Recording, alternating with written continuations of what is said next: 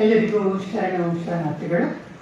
ಪರಮ ಪೂಜ್ಯ ಜಗದ್ಗುರು ಸುತ್ತೂರು ದೇಶಿಕೇಂದ್ರ ಮಹಾಸ್ವಾಮೀಜಿಯವರ ಪಾದಗಳಿಗೆ ನಮಸ್ಕರಿಸುತ್ತಾ, ಕಲ್ಲ ನಾಗರ ಕಂಡರೆ ಹಾಲನೆರೆಯೆಂಬರು, ದಿಟದ ನಾಗರ ಕಂಡರೆ ಕೊಲ್ಲೆಂಬರಯ್ಯ, ಉಂಬ ಜಂಗಮ ಬಂದರೆ ನಡೆ ನಡೆ ಎಂಬರು, ಉಣ್ಣದ ಲಿಂಗಕ್ಕೆ ಗೋನವ ಹಿಡಿ ಎಂಬರಯ್ಯ. ಈ ಒಂದು ಬಸವಣ್ಣನವರ ವಚನದೊಂದಿಗೆ ನನ್ನ ಅಧ್ಯಕ್ಷರ ನುಡಿಯನ್ನು ನಾನು ಹೇಳಕ್ಕೆ ಇಷ್ಟಪಡ್ತೇನೆ. ವೇದಿಕೆಯ ಮೇಲೆ ಉಪಸ್ಥಿತರಿರುವ ಎಲ್ಲ ಅತಿಥಿ ಕಂಡರೆ, ಕದಳಿ ಮಹಿಳಾ ವೇದಿಕೆಯ ಎಲ್ಲ ಕಾರ್ಯಕಾರಿ ಸಮಿತಿಯ ಸದಸ್ಯರೇ, ಆಗಮಿಸಿರುವ ಎಲ್ಲ ವಿವಿಧ ಬಳಗಗಳ ಅಧ್ಯಕ್ಷರೇ, ಇಲ್ಲಿ ನೆರೆದಿರುವಂತಹ ಎಲ್ಲ ಅಕ್ಕ ತಂಗಿಯರೇ, ಅಣ್ಣ ತಮ್ಮಂದಿರೇ, ಅತಿಥಿ ಗಣ್ಯರೇ, ಪತ್ರಿಕಾ ಮಾಧ್ಯಮಿತರವರೇ ಹಾಗೂ ಎಲ್ಲ ಬಂಧು ಮಿತ್ರರೇ, ಈ ಸುಂದರ ಮಹಿಳಾ ಸಮಾರಂಭದಲ್ಲಿ ಇಷ್ಟೊಂದು ಜನ ಸದಸ್ಯರು ಸೇರಿರೋದು ತುಂಬಾ ಸಂತೋಷ ಆಗ್ತಾ ಇದೆ. ಯಾಕೆಂದ್ರೆ ನಾವು ತುಂಬಾ ಶ್ರಮ ಪಟ್ಟಿದ್ದೀವಿ. ಈ ಒಂದು ಕಾರ್ಯಕ್ರಮ ಇಷ್ಟೊಂದು ಜನ ಸೇರಿಸ್ಬೇಕು ಅಂತ ಹೇಳಿ ನಾವು ಬಹಳಷ್ಟು ಮೆಸೇಜ್ಗಳನ್ನು ಹಾಕಿದ್ದೀವಿ. ಅಧ್ಯಕ್ಷರುಗಳಿಗೆ ಮೆಸೇಜ್ ಹಾಕಿ ಅಂತ ಹೇಳಿ ಗ್ರೂಪ್ ಅಲ್ಲಿ ಹಾಕ್ಸಿದ್ವಿ. ಹಾಗಾಗಿ ನಮ್ಮ ಕಾರ್ಯಕಾರಿ ಸಮಿತಿಯ ಸದಸ್ಯರುಗಳೆಲ್ಲರೂ ಕೂಡ ಶ್ರಮ ಪಟ್ಟಿದ್ದಾರೆ. ತುಂಬಾ ಜನ ಶ್ರಮದಿಂದ ಈ ಒಂದು ಕಾರ್ಯಕ್ರಮ ಇಷ್ಟು ಯಶಸ್ವಿಯಾಗಿದೆ ಅಂತ ಹೇಳೋದಕ್ಕೆ ನಾನು ಇಷ್ಟಪಡ್ತೀನಿ. ನನ್ನ ಕಡೆಯಿಂದ ಅಂತಾರ ಎಲ್ಲ ಕ್ರೆಡಿಟ್ ನಿಮ್ಮೆಲ್ಲರಿಗೂ ಅಂತ ಹೇಳೋದಕ್ಕೆ ಇಷ್ಟಪಡ್ತೀನಿ. ಈ ಒಂದು ಕಾರ್ಯಕ್ರಮದ ಉದ್ಘಾಟನೆಯನ್ನ ಖ್ಯಾತ ನಾಟಕಕಾರರು ಮತ್ತು ಜಾನಪದ ವಿದ್ವಾಂಸರು ಆದಂತಹ ಡಾಕ್ಟರ್ ಸುಜಾತ ಅಕ್ಕಿ ಅವರು ನಡೆಸಿಕೊಟ್ರು. ಬಹಳಷ್ಟು ಮಹಿಳಾ ದಿನಾಚರಣೆಯ ಒಂದು ಸಂದರ್ಭದಲ್ಲಿ ಸಾಧಕಿಯರ ಬಗ್ಗೆ ಬಹಳಷ್ಟು ವಿಷಯಗಳನ್ನು ಅವರು ತಿಳಿಸ್ಕೊಟ್ಟಿದ್ದಾರೆ. ಹಾಡನ್ನು ಕೂಡ ಹಾಡಿದ್ದಾರೆ. ಅವರಿಗೆ ತುಂಬ ಹೃದಯದ ಧನ್ಯವಾದಗಳನ್ನು ಹಾಗೂ ಅಭಿನಂದನೆಗಳನ್ನು ತಿಳಿಸ್ತೇನೆ ಮೇಡಮ್ ತಮಗೆ. ಈ ಕಾರ್ಯಕ್ರಮಕ್ಕೆ ಆಗಮಿಸಿ ಮುಖ್ಯ ಅತಿಥಿಗಳಾಗಿ ಆಗಮಿಸಿದಂತಹ ಡಾಕ್ಟರ್ ನಿರ್ಮಲಾ ಮಠಪತಿ ಅವರು, ಶ್ರೀಮತಿ ನಿರ್ಮಲಾ ಮಠಪತಿ. ನಮ್ಗೆ ಯಾಕೋ ಗೊತ್ತಿಲ್ಲ, ನಾವು ಇನ್ವಿಟೇಷನ್ ಅಲ್ಲಿ ಡಾಕ್ಟರ್ ಅಂತ ಹಾಕಿದ್ವಿ. ತುಂಬಾ ಜನ ಕಾರ್ಯಕಾರಿ ಸಮಿತಿ ಸದಸ್ಯರು ನೋಡಿದ್ರು, ನಮ್ಮ ಸಲಹೆಗಾರರು ಕೂಡ ಎಲ್ಲ ನೋಡಿದ್ರು. ಹಾಗಾಗಿ ಅದು ಯಾರು ಡಾಕ್ಟರ್ ಅಂತ ಹೇಳಿದ್ರು ಅಂತ ನಮ್ಗೆ ಗೊತ್ತಾಗಲಿಲ್ಲ. ಹಾಗಾಗಿ ನಾವು ಡಾಕ್ಟರ್ ಅಂತ ಇನ್ವಿಟೇಷನ್ ಕೂಡ ಹಾಕ್ಬಿಟ್ವಿ. ಕ್ಷಮಿಸ್ಬೇಕು ಮೇಡಮ್ ಈ ಒಂದು ವಿಷಯಕ್ಕೆ. ಅವರು ಇದನ್ನ ಅತಿಥಿಗಳಾಗಿ ಆಗಮಿಸಿ ಅತಿಥೇಯ ನುಡಿಗಳನ್ನಾಡಿದ್ದಾರೆ ಹಾಗೂ ಅವರ ಅನಿಸಿಕೆ ಮತ್ತು ಅಭಿಪ್ರಾಯವನ್ನು ಎಲ್ಲರೊಂದಿಗೆ ಹಂಚಿಕೊಂಡಿದ್ದಾರೆ. ಅವರಿಗೂ ಕೂಡ ನಮ್ಮ ಕದಳಿ ಮಹಿಳಾ ವೇದಿಕೆ ಎಲ್ಲ ಕಾರ್ಯಕಾರಿ ಸಮಿತಿಯ ಸದಸ್ಯರ ಪರವಾಗಿ ಹಾಗೂ ನಿಮ್ಮೆಲ್ಲರ ಪರವಾಗಿ ತುಂಬ ಹೃದಯದ ಅಭಿನಂದನೆಗಳನ್ನು ತಿಳಿಸ್ತೇನೆ. ಹಾಗೆ ಕದಳಿ ಮಹಿಳಾ ವೇದಿಕೆಯ ವತಿಯಿಂದ ಇದರ ಸನ್ಮಾನವನ್ನು ಸ್ವೀಕರಿಸಲು ಆಗಮಿಸಿದ್ದವರು ಡಾಕ್ಟರ್ ಭಾವನಾ ಗಜೇಂದ್ರರವರು. ಯಾರಿಗೆ ಸನ್ಮಾನ ಮಾಡಬೇಕು ಅಂತ ನಾವು ಚರ್ಚೆ ಮಾಡಿದಾಗ ನಮ್ಮ ಕಮಿಟಿ ಮೀಟಿಂಗ್ ಅಲ್ಲಿ ಡಾಕ್ಟರ್ ಭಾವನಾ ಗಜೇಂದ್ರ ಅವರ ಹೆಸರು ತುಂಬಾ ಜನ ಸೂಚನೆ ಮಾಡಿದ್ರು. ಅತಿ ಚಿಕ್ಕ ವಯಸ್ಸಿನಲ್ಲಿ ಸಾಧನೆಯನ್ನ ಮಾಡಿದ್ದಾರೆ. ಅವ್ರಿಗೆ ಯಾಕೆ ಮಾಡಬಾರ್ದು ಅಂತ ಹೇಳಿ ಒಂದು ವಿಷಯ ಚರ್ಚೆ ಆಯಿತು. ಹಾಗಾಗಿ ನಾವು ಅವ್ರನ್ನ ಕೇಳಿದಾಗ ತುಂಬಾ ಸಂತೋಷದಿಂದ ಬಂದು ಅವರು ಈ ಕಾರ್ಯಕ್ರಮವನ್ನ ಉದ್ಘಾಟನೆಯನ್ನ ಮಾಡಿ ಅವರು ಅನುಪಸ್ಥಿತಿಯಲ್ಲಿ ಕೂಡ ಅವರಿಗೆ ನಾನು ಅಭಿನಂದನೆಗಳನ್ನು ತಿಳಿಸೋದಕ್ಕೆ ಇಷ್ಟಪಡ್ತೇನೆ. ಹಾಗೆ ಇದನ್ನ ಕದಳಿ ಮಹಿಳಾ ವೇದಿಕೆಯ ಸಲಹೆಗಾರರಾದಂತಹ ಮಂಗಳ ಮುದ್ದು ಮಾದಪ್ಪನವರಿಗೂ ಕೂಡ ಸನ್ಮಾನ ಮಾಡುವಂತಹ ಸೌಭಾಗ್ಯ ನಮಗೆ ಸಿಕ್ಕಿದೆ. ಅವರು ಕನ್ನಡ ರಾಜ್ಯೋತ್ಸವ ಪ್ರಶಸ್ತಿ ಪುರಸ್ಕೃತರಾಗಿರೋದ್ರಿಂದ ಅವ್ರಿಗೂ ಕೂಡ ಇದನ್ನ ಸನ್ಮಾನವನ್ನ ಮಾಡಿದ್ದೇವೆ. ನಮ್ಮ ಕದಳಿ ಮಹಿಳಾ ವೇದಿಕೆಯ ಎಲ್ಲ ಕಾರ್ಯಕಾರಿ ಸಮಿತಿಯ ಸದಸ್ಯರ ಪರವಾಗಿ ಅವರಿಗೆ ಅಭಿನಂದನೆಗಳನ್ನು ತಿಳಿಸ್ತೇನೆ. ಹಾಗೆ ಅಖಿಲ ಭಾರತ ಶರಣ ಸಾಹಿತ್ಯ ಪರಿಷತ್ ಮೈಸೂರು ನಗರ ಘಟಕದ ಅಧ್ಯಕ್ಷರಾದ ಡಾಕ್ಟರ್ ಜಯಪ್ಪ ಹೊನ್ನಾಳಿ ಅವರು ಕೂಡ ವೇದಿಕೆಯಲ್ಲಿ ಇವತ್ತಿನ ನಮ್ಮೊಂದಿಗೆ ಉಪಸ್ಥಿತರಿದ್ದಾರೆ. ಅವರು ಒಳ್ಳೆಯ ಕವಿಗಳು, ವಾಗ್ಮಿಗಳು, ಮಾತಿನ ಮೋಡಿ ಮಾಡ್ತಾರೆ ಅಂತಾನೆ ಹೇಳ್ಬೋದು. ಚತುರರು. ಅವರಿಗೆ ಸಮಯ ನಾವು ಕೊಡೋ ಸಮಯ ಸಾಲದಿಲ್ಲ. ಇಷ್ಟು ಸಮಯ ಕೊಟ್ಟರು 1 ಗಂಟೆ ಮಾತಾಡಿದ್ರು ಕೂಡ ಅವರು ಬೇಜಾರಿಲ್ಲದೆ ನಿರ್ಭಯವಾಗಿ ಮಾತಾಡ್ತಾರೆ.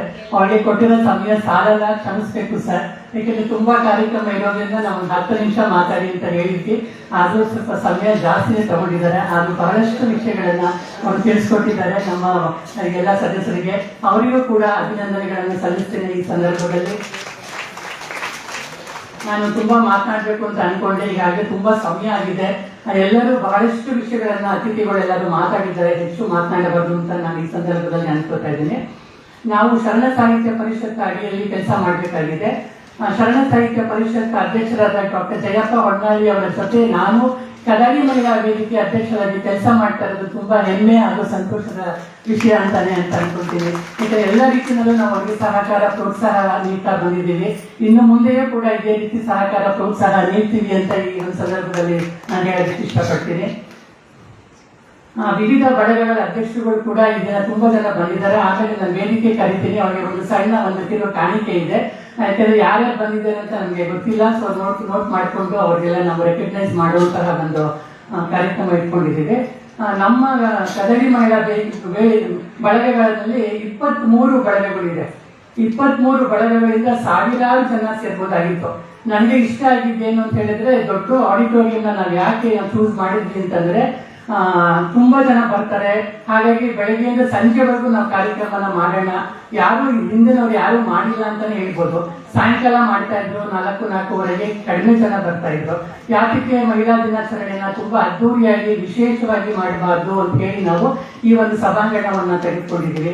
ತುಂಬಾ ಜನ ನಾವು ದೊಡ್ಡ ಆಡಿಟೋರಿಯಂ ಮಾಡಿದಾಗ ಕಡಿಮೆ ಜನ ಬಂದ್ರೆ ಹೇಗಪ್ಪ ಅಂತ ಹೇಳಿ ನಾವು ತುಂಬಾ ಪ್ರಚಾರ ಮಾಡಿ ಆದಷ್ಟು ಎಲ್ಲರಿಗೂ ಹೇಳಿ ಫೋನ್ಗಳು ಮಾಡಿ ಬಳಗಗಳ ಅಧ್ಯಕ್ಷರುಗಳಿಗೆಲ್ಲ ಹೇಳಿ ಜನ ಸೇರಿಸ್ಬೇಕು ಅಂತ ಮಾಡಿದೀವಿ.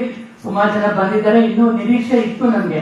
ಯಾಕೆ ಅಂತಂದ್ರೆ ನೋಡಿ, 23 ಬಳಗದಲ್ಲಿ ಸುಮಾರು ಒಂದೊಂದು ಬಳಗದಲ್ಲಿ 50, 60, 100 ನಮ್ಮ ಶಾರದಾ ಮಹಿಳಾ ಸೇವಾ ಸಮಾಜನೇ ಇರ್ಬೋದು. ಅದು ನಮ್ಮ ಅತ್ತೆಯವರು ಪ್ರಾರಂಭ ಮಾಡಿರುವಂತ ಸಮಾಜ. ಅಲ್ಲಿ ಸುಮಾರು 400ಕ್ಕೂ ಹೆಚ್ಚು ಸದಸ್ಯರಿದ್ದಾರೆ. ಅದು 52 ವರ್ಷ ಆಗಿದೆ ಆ ಸಮಾಜ ಪ್ರಾರಂಭ ಮಾಡಿ ನಮ್ಮ ಅತ್ತೆಯವರು. ಅಲ್ಲಿ ತುಂಬಾ ಚೆನ್ನಾಗಿ ಕಾರ್ಯಚಟುವಟಿಕೆಗಳು ನಡೀತಾ ಇದೆ. ಮತ್ತೆ ಮಹಾಲಕ್ಷ್ಮಿ ಸಮಾಜ ಅಂತ ಹೇಳಿ ಆ ಒಂದು ಸಮಾಜನ ಕೂಡ ನಮ್ಮ ಅತ್ತೆಯವರು ಪ್ರಾರಂಭ ಮಾಡಿರೋದು. ಅದು ಕೂಡ 32 ವರ್ಷಗಳಾಗಿದೆ. ಅಲ್ಲೂ ಕೂಡ 400ರಿಂದ 500 ಜನ ಸದಸ್ಯರಿದ್ದಾರೆ. ಇನ್ನು ಹಳೆ ಸಮಾಜಗಳಲ್ಲಿ ಸುಮಾರು 400, 500. ನಾನು ಅಧ್ಯಕ್ಷರ ಜೊತೆ ಮಾತಾಡುವಾಗ ನಾನು ಕೇಳ್ತಾ ಇದ್ದೆ, ಎಷ್ಟು ಜನ ಸದಸ್ಯರಿದ್ದಾರೆ ಅಂತ ಹೇಳಿದಾಗ 500 ಇದ್ದಾರೆ, 600 ಇದ್ದಾರೆ ಅಂತ ಹೇಳೋರು.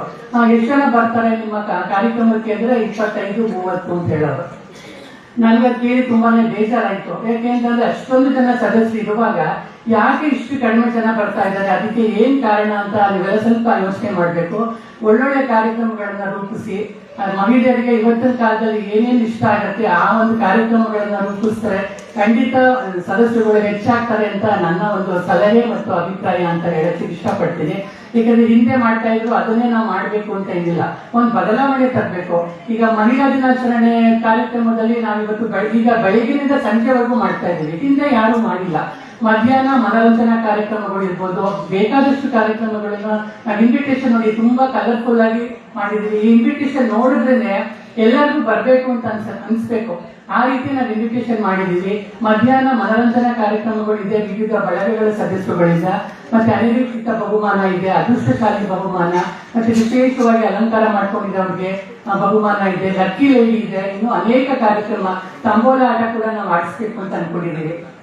ಹೀಗೆ ಅನೇಕ ಕಾರ್ಯಕ್ರಮಗಳು ಮಾಡೋದ್ರಿಂದ, ವಿಭಿನ್ನವಾಗಿ ವಿಶೇಷವಾಗಿ ಮಾಡೋದ್ರಿಂದ ಖಂಡಿತ ಸದಸ್ಯರುಗಳು ಬರ್ತಾರೆ ಅಂತ ನನ್ನ ಭಾವನೆ. ಹಾಗಾಗಿ ಈ ಒಂದು ಕಾರ್ಯಕ್ರಮಕ್ಕೆ ನೀವೆಲ್ಲರೂ ಬಂದಿದ್ದು ತುಂಬಾ ಸಂತೋಷ.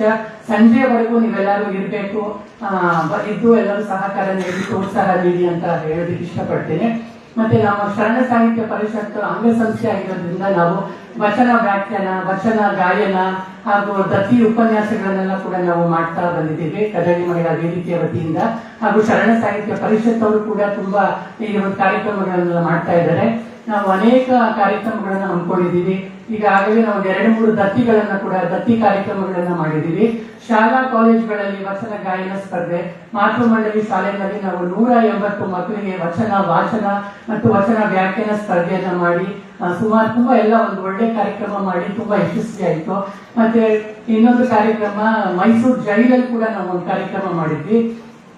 ಬಂದಿಗಳ ಮನ ಪರಿವರ್ತನಾ ಕಾರ್ಯಕ್ರಮ, ವಚನಗಳ ಮೂಲಕ ಬಂದಿಗಳ ಮನ ಪರಿವರ್ತನಾ ಕಾರ್ಯಕ್ರಮ ಅಂತ ಕೂಡ ಮಾಡಿದ್ವಿ. ಅದು ಸುಮಾರು 350ಕ್ಕೂ ಹೆಚ್ಚು ಬಂದಿಗಳು ಆ ಒಂದು ಕಾರ್ಯಕ್ರಮದಲ್ಲಿ ಭಾಗವಹಿಸಿದ್ರು. ಅದು ತುಂಬಾ ಒಂದು ವಿಶೇಷವಾದಂತಹ ಕಾರ್ಯಕ್ರಮ ಈಗಾಗಲೇ ಮಾಡಿದ್ದೀವಿ. ಹಾಗೆ ನಾವು ಸುಮಾರು ವೃದ್ಧಾಶ್ರಮಕ್ಕೆ, ಅನಾಥಾಶ್ರಮಕ್ಕೆ ತುಂಬಾ ಅವರಿಗೆ ಅವಶ್ಯಕತೆ ಇರುವಂತಹ ಕಾರ್ಯಕ್ರಮಗಳನ್ನೆಲ್ಲ ಅವ್ರಿಗೆ ಏನೇನು ಅವಶ್ಯಕತೆ ಇದೆ, ದಿನಸಿ ಸಾಮಾನು ಇರ್ಬೋದು, ಮತ್ತೆ ಅವರಿಗೆ ಬೇಕಾಗುವಂತಹ ದಿನನಿತ್ಯ ಬಳಸುವಂತಹ ಸಾಮಾನು, ಮತ್ತೆ ಒಂದು ತಿಂಗಳಿಗೆ ಆಗುವಷ್ಟು ದವಸ ಧಾನ್ಯಗಳನ್ನ ಕೊಟ್ಟಿದ್ದೀವಿ. ಮತ್ತೆ ಆಕ್ಸಿಜನ್ ಕಾನ್ಸಂಟ್ರೇಟರ್ ಕೂಡ ಕೊಟ್ಟಿದ್ದೀವಿ. ಉಸಿರಾಡಕ್ಕೆ ತೊಂದರೆ ಆದ್ರೆ ಅವರಿಗೆ ಉಪಯೋಗ ಆಗುವಂತಹ ಒಂದು ಕಾನ್ಸಂಟ್ರೇಟರ್ ಕೂಡ ಕೊಟ್ಟಿದ್ದೀವಿ.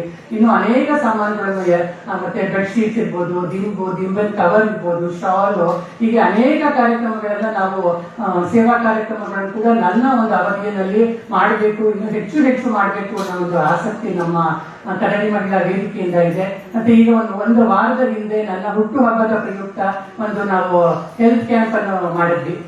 NJS ಚಾರಿಟಬಲ್ ಟ್ರಸ್ಟಿನ ಮೂಲಕ.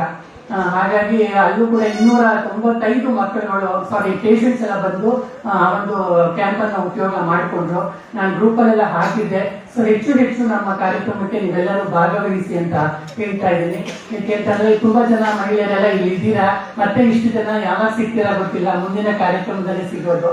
ಹಾಗಾಗಿ ನನ್ನ ಅನಿಸಿಕೆ ಮತ್ತು ಅಭಿಪ್ರಾಯವನ್ನ ನಾನು ನಿಮ್ಮೊಂದಿಗೆ ಹಂಚ್ಕೊಂಡಿದ್ದೀವಿ.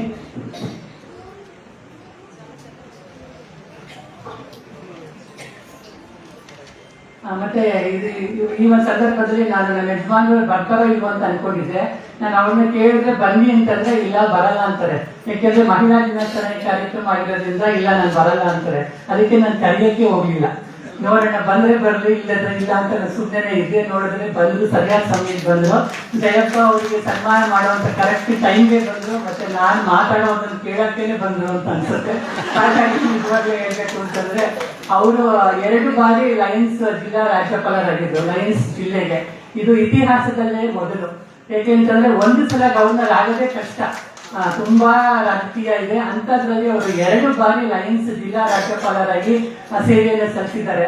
ಹಾಗಾಗಿ ಅವರ ಒಂದು ಸಹಕಾರ ಪ್ರೋತ್ಸಾಹ ಇರೋದ್ರಿಂದ ನಾನು ನಿಜವಾಗ್ಲೂ ಎಷ್ಟು ಕಾರ್ಯಕ್ರಮಗಳು ನನಗೆ ತುಂಬಾ ಸಲೀಸಾಗಿ ಎಲ್ಲಾ ಕಾರ್ಯಕ್ರಮವನ್ನು ಮಾಡೋದಕ್ಕೆ ಸಹಾಯ ಆಗ್ತಾ ಇದೆ ಅಂತ ಈ ಸಂದರ್ಭದಲ್ಲಿ ಹೇಳಕ್ ಇಷ್ಟಪಡ್ತೀನಿ.